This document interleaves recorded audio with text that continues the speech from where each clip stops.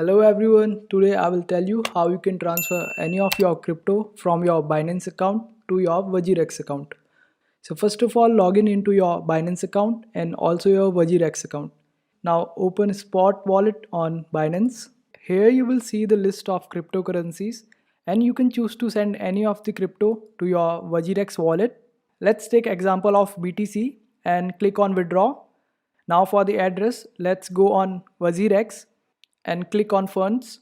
So here on WazirX, we will click on deposit and the address will appear. Just copy this address so we can paste it on Binance.